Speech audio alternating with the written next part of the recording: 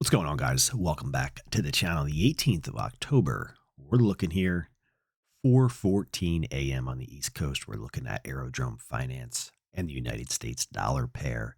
Ticker symbol AERO USD. Daily chart will drop into a 3-minute time frame, and this price data here is from Coinbase. So pretty much everybody has access or should have access to Coinbase. So that is where this price data is coming from. Over on the right hand side of my screen, we have a pretty random watch list of some different projects and stuff that I've been following for some time now. But if we look over at Bitcoin, we have Bitcoin there up $424. It's not moving up a lot, but we haven't had a pretty aggressive sell-off yet since this most recent pop. We have Aerodrome currently, it's basically flat, we'll call it. It's up 0.06%. Guys, let's take a deeper dive in here to this chart. I want to welcome the subscribers, all 5,200 or so subscribers. Thanks, guys. All right, so incredible move we have had here. Things are cooling off at the moment. Again, we don't know if this market will continue higher or not. Okay, we can all speculate, but at the end of the day, we just don't know, if we're going to see higher prices here as far as making a new recent high for Aerodrome. That's why we keep an eye over on Bitcoin as well. It's important. It's got to keep your eye on it. So far, our top has come in at our target of 144.69. So before we broke out over here on the 12th of October, the 13th of October, we had a couple new targets, 3 actually, that we spoke about: 132.35, 134.0, and 144.69. Those were the 3 targets we were looking for, with the ultimate being up there at 144.69. Well, that's exactly where we got to 3 days later on the 14th Monday of October, and that's exactly where we topped out, turning that level into resistance. And so far, things have been quiet, basically a sideways market. We have not breached that level yet. Obviously, the bulls, you want to see a breach of that 144.69, but again, there's no guarantees that we will. That could mark the top. If we go back, and that's why, again, we pay attention to Bitcoin. If we go back to like this level here, where we topped out at 128 on the 27th of May, and Monday, there was a crazy down move into that, and then some volatility before we broke out again here. I think we're in different times, and the chart does obviously look different. But even saying that, like, we had a move up here to 128, and then you had a couple days to the downside. And again, yeah, of course we could have rallied, but there's no guarantees. What we know is what's taking place right now, what took place yesterday, what will take place this afternoon, this evening when the candle closes. It's one day at a time. People can say, oh, I thought you were bullish. Oh, I thought you were bearish. You said the top was in, you said the bottom was in, and now you're changing. So the reason is every day tells a story here in the market. And, one day can be bullish. The next day can be bullish. The next day can be quite bearish. And just like that, a flip of a coin, the other side of the coin can be bearish or bullish. And that's just how I look at the markets. It's not easy to do that. But again, I don't care about holding a grudge in one direction or the other. Okay, I mean, let's take a look at this right here. On the 12th of September, we had the market move higher above this descending resistance trend line here, right? We had a, intraday, we went all the way up to 66 or so, almost 67 cents. We hit a high of 67 actually, but we closed below that level. That is not bullish. You could see over here on the 23rd of August, on the 24th of August, the 5th of August, the 26th of August. They all tried to break out above but closed below major level of resistance. That is not bullish. So on this day right here, as the markets were moving higher on the 12th of September, that was a bullish, okay, things are looking bullish. Maybe we're going to finally break out. But then we closed not good. Okay, so we're keeping an eye on the market there. Go back and watch the videos from those days. I was covering this the whole time. The next day, the 13th of September, monster day, up 15%, got a very strong close. Bullish, quite bullish. We get 2 days pullback, 3 days pullback. We put in a higher low on the 17th. All right, things are looking good. And then, the rest is history as we continue to move higher here. So, yeah, you can say this thing's going higher, and you may be right. You basically, you have a 50-50 shot. You're either going to be right or you're going to be wrong. But again, I like to follow day by day.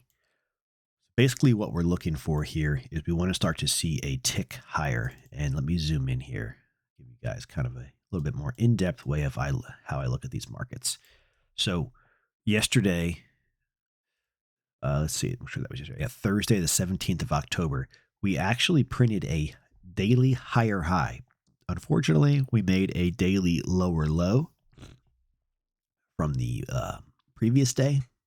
We found support again at 134. That's the first, second, third time of support at our 134 level. It's good to see that's holding. That's an important level to watch moving forward. Why? Because it's held as support recently. So if today's candle, for example, again, I don't know if this will happen. If today's candle, which is Friday the 18th, breaks below 132 and 134 and closes, that's quite bearish. We had support there for 1, 2, 3 days, and now it's broken to the downside. So, that's just kind of how I think about these markets. Again, we would like to take out yesterday's high. What does that mean? That means moving above 142. Let's say today we move above 142 and start to get up to 144.69. Okay, that's the next level. We want to break above that. That's where resistance was on the 14th and the 15th. If we start to get close to that, heads up, because this market looks like it's looking like it wants to break out to the upside. But you can have many attempts to the upside breakout that are resistance. Here's one. Here's an example of this recent pullback. 27th of September, 29th of September, 7th of October, and then finally started to get a little bit of a close in that level on the 12th. So we could literally get up to 144.69 multiple times before actually moving to the upside. So that's what we're looking for here. We want to start the day off with 1, a daily higher low. We have that. We're higher than yesterday's low. 2, we want to start to look at taking out the high from, the previous day. So like the 17th. Again, this is a very zoomed in approach to look at the markets day by day, highs and lows, closes, resistance, supports. But that's basically how I can digest of, okay, what are the odds of X happening, and start to put the odds in your favor. And then over time, you can build that into where's the market most likely going to go, find support, where is it, does it want to break down, etc. And that's that. Again,